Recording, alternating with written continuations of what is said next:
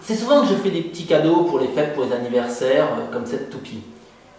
Et je constate souvent que je mets plus de temps à faire la finition qu'à tourner ou à fabriquer l'objet.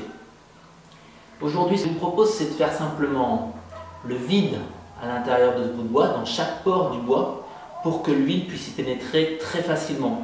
On aura donc une finition à cœur en un seul passage.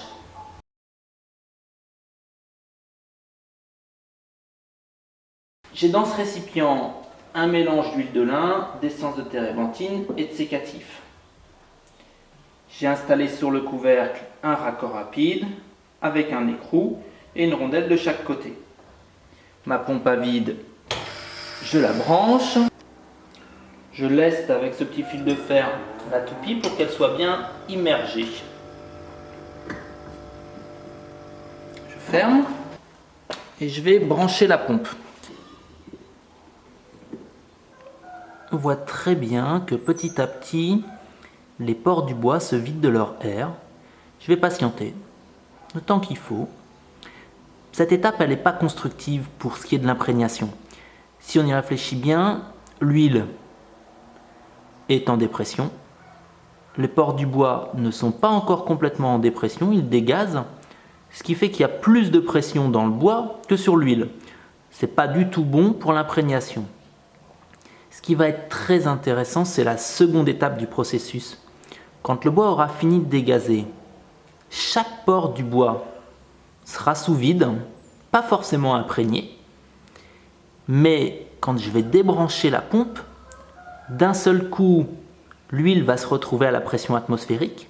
Chaque petit pore du bois va lui être encore à une pression de moins 0,7, c'est ce que j'ai réglé sur la pompe, et va se comporter comme une seringue qui va aspirer l'huile en contact et va se remplir quasiment instantanément jusqu'au corps du bois.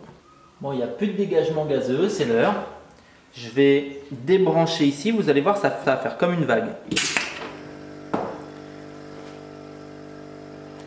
J'attends quelques instants parce que là, les pores du bois sont en train de se remplir de l'huile environnante. Un chiffon pour retirer l'huile.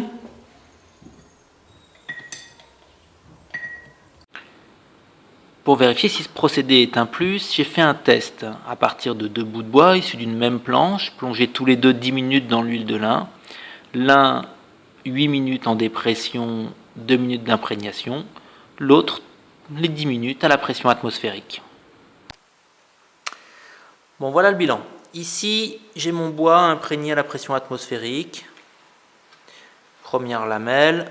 Je suis encore imprégné correctement à un peu plus de 2 mm. Par contre, sur cette autre lamelle où je suis à environ 5 mm, j'ai quasiment plus de traces d'huile. Ici, les 3 premières lamelles sont vraiment bien imprégnées. Les autres, de manière irrégulière. Et cette dernière qui est au milieu, on voit nettement que j'ai de l'imprégnation qui s'est faite par les faces. Mais je suis arrivé au milieu du bois et j'ai encore une imprégnation qui est de l'ordre de 50%. Donc en renouvelant l'opération, on arriverait en une petite demi-heure à saturer ce bout de bois d'huile. Ce qui n'est pas si mal. L'imprégnation sous vide, ce n'est pas un nouveau procédé. Ici, ça fonctionne avec des moyens amateurs.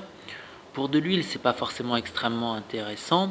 Par contre, ça peut être très intéressant pour un produit piqué, attaqué par la vrillette, qui pourrait être traité à cœur beaucoup plus facilement, voire imprégné de résine époxy et conservé pour quelque chose qui a perdu une partie de sa structure. Donc des procédés à développer.